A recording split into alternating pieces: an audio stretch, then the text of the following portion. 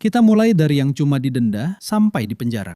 Nomor 10. Kampung Baduy Dalam. Kampung Baduy Dalam merupakan wilayah pemukiman adat yang dihuni oleh masyarakat orang Kanekes asli yang tersebar di beberapa desa seperti Cibeo, Cikertawana, dan Cikeusik di pedalaman Kabupaten Lebak, Banten. Wilayah sakral di hulu sungai ini sudah dijaga ketat oleh masyarakat adat selama ratusan tahun demi mempertahankan mandat leluhur untuk bertapa dan menjaga keseimbangan alam. Sejak pemerintah menetapkan kawasan ini sebagai destinasi wisata budaya, Lembaga Adat Baduy langsung memberlakukan larangan total dan permanen bagi siapapun untuk mengambil foto, merekam video, ataupun merekam suara di seluruh wilayah hukum Baduy Dalam. Larangan memotret di area ini diberlakukan karena masyarakat Baduy Dalam memegang teguh pikukuh adat, yaitu aturan hukum adat mutlak yang melarang penggunaan segala bentuk teknologi modern dan modifikasi kehidupan duniawi. Jika pengunjung bebas membawa kamera dan mengambil foto, tindakan tersebut dianggap tabu karena bisa merusak kesucian batin, memicu modernisasi yang merusak tatanan sosial, dan melanggar sumpah adat untuk hidup selaras dengan alam tanpa dokumentasi buatan manusia. Apabila ada wisatawan atau oknum yang nekat mengambil foto secara sembunyi-sembunyi di dalam area kampung Baduy Dalam ini, warga setempat atau jaro tanggungan yang mengawasi wilayah akan langsung menghadang dan mengamankan pelaku. Pelaku tidak hanya akan diusir keluar dari wilayah Baduy Dalam hari itu juga, tetapi juga akan dikenakan sanksi denda adat berupa penyitaan barang, pembersihan spiritual kampung, hingga diproses secara hukum pidana jika tindakan tersebut terbukti mencemari kesucian adat mereka.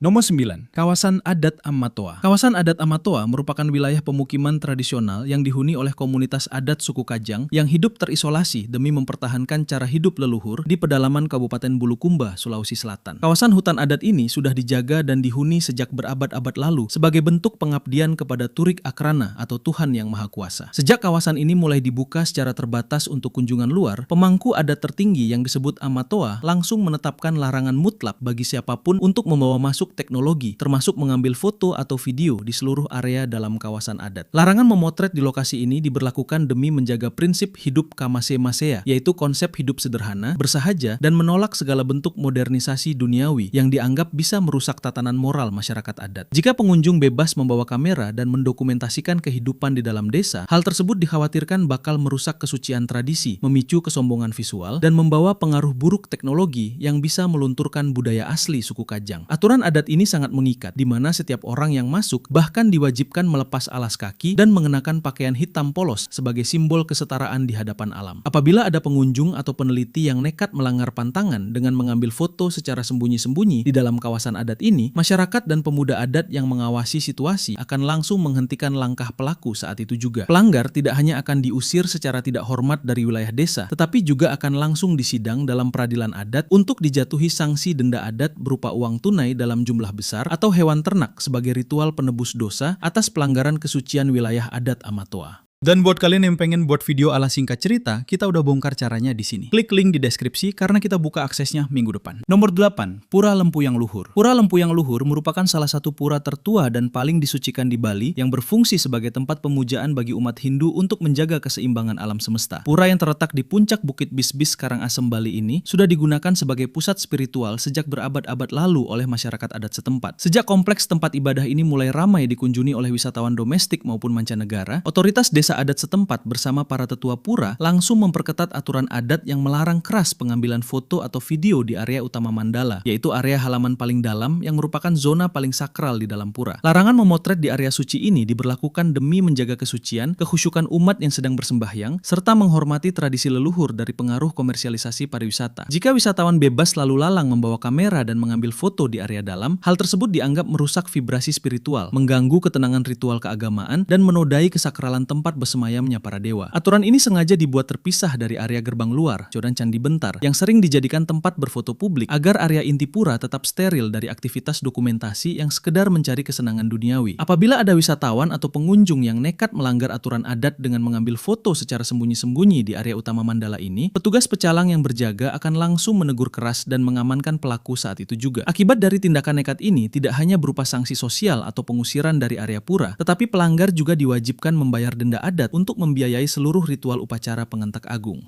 Nomor 7. Area pemeriksaan imigrasi. Area pemeriksaan imigrasi merupakan zona steril internasional di bandara maupun pelabuhan yang berfungsi sebagai pintu masuk dan keluar utama bagi pelintas antar negara untuk diperiksa dokumen keimigrasiannya oleh petugas berwenang. Aturan ketat mengenai zona steril ini mengacu pada regulasi penerbangan internasional dan Undang-Undang Nomor 6 Tahun 2011 tentang keimigrasian yang sudah berlaku sejak lama di seluruh pintu gerbang Indonesia. Sejak pertama kali sistem batas negara ini didirikan, otoritas imigrasi langsung menetapkan larangan mutlak bagi siapapun untuk mengaktifkan kamera atau mengambil foto di seluruh area antrean hingga meja pemeriksaan petugas. Larangan memotret di area ini diberlakukan demi menjaga keamanan nasional, kerahasiaan data pelintas, serta keselamatan sistem keamanan pembaca paspor yang terhubung langsung ke jaringan database negara. Jika masyarakat umum bebas mendokumentasikan area ini, informasi mengenai posisi kamera pengawas, alur kerja petugas, celah pengamanan, hingga tampilan layar monitor komputer yang berisi data rahasia penumpang bisa bocor ke publik. Foto-foto detail tersebut sangat berbahaya jika jatuh ke tangan jaringan kriminal internasional atau penyelundup manusia karena bisa digunakan untuk memetakan titik lemah pos penjagaan perbatasan negara. Jika ada penumpang atau oknum yang nekat mengambil foto secara sembunyi-sembunyi di area imigrasi ini, petugas keamanan bandara atau aviation security bersama petugas imigrasi yang berjaga akan langsung menyergap pelaku saat itu juga. Pelaku tidak hanya akan diinterogasi secara intensif di ruang khusus dan dikenakan denda, tetapi dokumen perjalanannya seperti paspor bisa disita, dideportasi jika pelaku adalah warga asing, atau ditahan untuk diproses hukum atas tuduhan pelanggaran keamanan wilayah steril negara.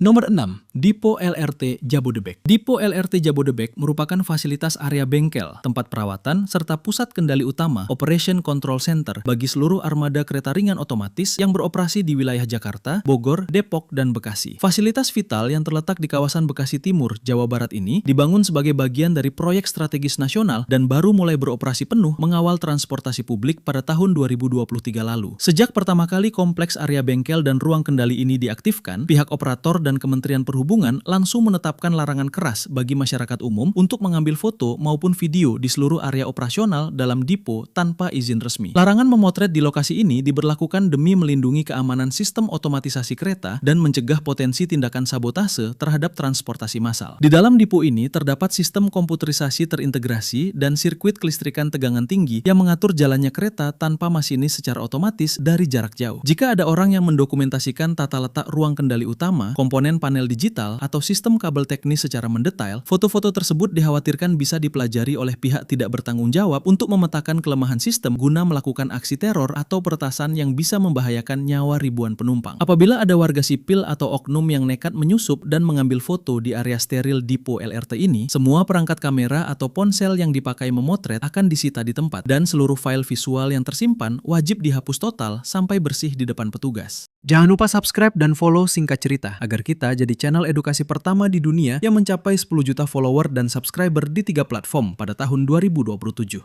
Nomor 5. Lapas Sukamiskin. Lembaga Pemasyarakatan Kelas 1 Sukamiskin atau biasa dikenal sebagai Lapas Sukamiskin merupakan fasilitas kurungan khusus tingkat tinggi yang kini digunakan oleh Direktorat Jenderal Pemasyarakatan untuk menahan para terpidana kasus tindak pidana korupsi dari seluruh Indonesia. Penjara bersejarah yang terletak di kota Bandung, Jawa Barat ini sebenarnya sudah dibangun sejak zaman kolonial Belanda pada tahun 1918 dan mulai digunakan tahun 1924. Aturan ketat mengenai larangan membawa kamera dan mengambil foto di seluruh area blok hunian tahanan sudah diberlakukan sejak lama. Namun, pengawasannya semakin diperketat melalui regulasi resmi Kementerian Hukum dan HAM demi menjaga sterilisasi fasilitas pengamanan. Larangan memotret di dalam lapas Sukamiskin ini diterapkan demi menjaga stabilitas keamanan kompleks penjara serta melindungi hak privasi dan keselamatan para warga binaan. Jika ada pihak luar yang bebas mendokumentasikan bagian dalam lapas, informasi detail mengenai denah koridor sel, titik buta atau blind spot kamera pengawas, mekanisme penguncian pintu elektronik hingga jadwal pergantian shift penjaga bisa bocor dan disalahgunakan. Foto-foto detail tersebut sangat rahasia karena bisa dipelajari oleh jaringan kriminal di luar untuk merencanakan aksi pelarian narapidana, menyelundupkan barang ilegal, atau melakukan tindakan intimidasi terhadap petugas lapas. Jika ada pembesuk, tamu, atau oknum yang nekat mengambil foto secara ilegal di dalam area steril Lapas Sukamiskin, petugas Kesatuan Pengamanan Lembaga Pemasyarakatan (KPLP) akan langsung mengamankan pelaku saat itu juga. Pelaku pelanggaran ini tidak hanya akan dimasukkan ke dalam daftar hitam pembesuk dan diusir dari area lapas, tetapi juga akan langsung diserahkan ke aparat kepolisian untuk diproses hukum atas dugaan pelanggaran keamanan institusi negara dan penyusupan area terbatas.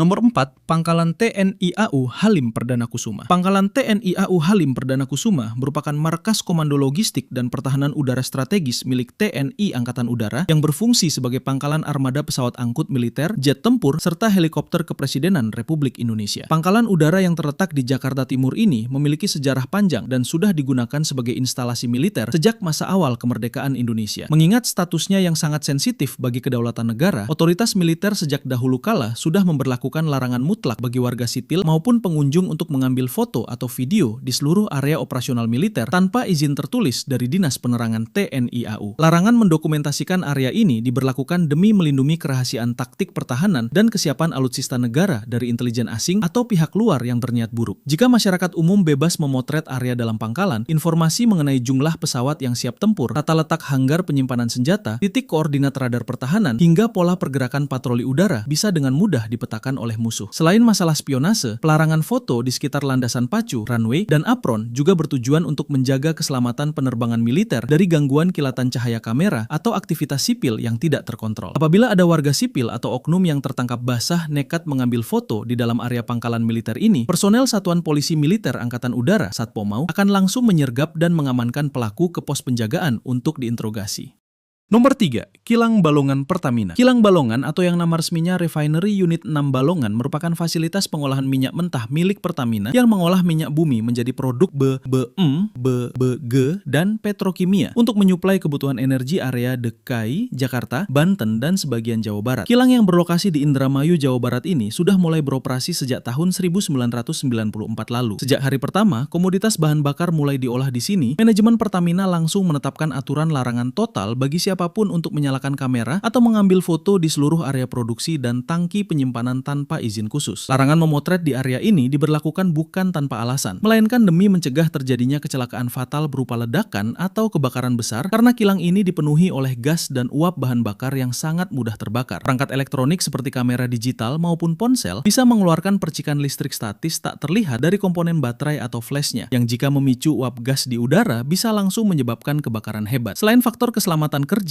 larangan foto ini juga bertujuan untuk melindungi cetak biru desain kilang dari ancaman sabotase pihak asing, mengingat tempat ini merupakan tulang punggung pasokan bahan bakar nasional. Jika ada orang atau pekerja yang nekat mengambil foto di dalam area produksi kilang Balongan ini, petugas patroli Health, Safety, Security, and Environment bersama aparat TNI Polri yang menjaga objek vital ini akan langsung mengamankan pelaku. Berhubung kilang minyak ini masuk dalam daftar objek vital nasional bersifat strategis, pelaku yang terbukti melakukan pelanggaran keamanan serius ini akan diseret ke jalur hukum dengan tuduhan sabotase atau pelanggaran keselamatan kerja yang mengancam ketahanan energi negara.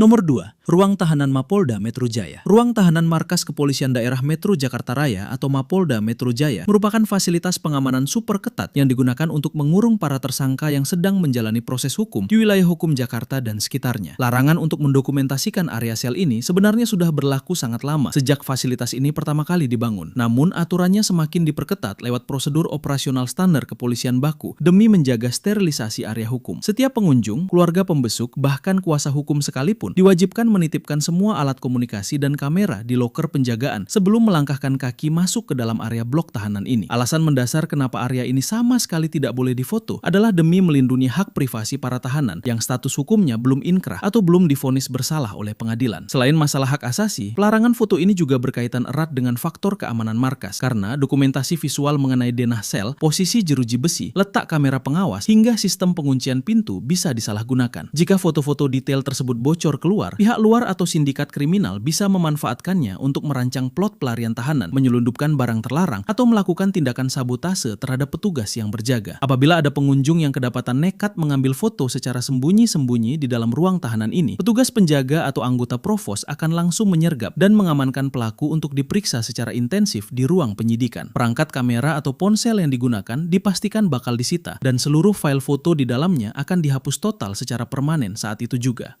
Nomor 1, Gedung Pusat Data Nasional. Gedung Pusat Data Nasional atau biasa disebut PEDEN merupakan fasilitas infrastruktur digital milik pemerintah Indonesia yang berfungsi sebagai pusat penyimpanan dan integrasi seluruh data penting dari berbagai instansi negara. Gedung utama yang berlokasi di kawasan Cikarang, Jawa Barat ini sebenarnya baru saja diresmikan dan mulai beroperasi penuh pada tahun 2024 kemarin. Sejak awal pertama kali gedung ini resmi digunakan, pemerintah langsung memberlakukan larangan total bagi siapapun untuk mengambil foto maupun video di seluruh area dalam fasilitas tersebut. tersebut demi menjaga keamanan aset digital negara. Larangan memotret di sini diberlakukan karena kompleks PEDEN menyimpan ribuan server fisik, pusat kendali jaringan, serta sistem kabel enkripsi yang sifatnya sangat rahasia. Jika ada orang yang mendokumentasikan bagian dalam gedung, struktur tata letak server tersebut bisa bocor ke publik dan dimanfaatkan oleh pihak tidak bertanggung jawab. Foto atau rekaman visual itu nantinya bisa dipelajari oleh peretas atau agen asing untuk memetakan kelemahan fisik maupun jaringan siber, sehingga risiko serangan siber berskala besar yang dapat melumpuhkan layanan publik di Indonesia bisa terjadi. Jika ada pengunjung atau oknum yang nekat mengambil foto di dalam area terlarang PEDEN, petugas keamanan akan langsung melakukan penangkapan di tempat dan menyita perangkat kamera atau ponsel untuk menghapus seluruh file dokumentasinya. Karena PEDEN berstatus sebagai objek vital nasional sektor digital, pelakunya bakal dijerat dengan pasal berlapis dalam Undang-Undang Situ TE terkait akses ilegal terhadap infrastruktur kritis negara dengan ancaman hukuman pidana penjara hingga belasan tahun dan denda miliaran rupiah.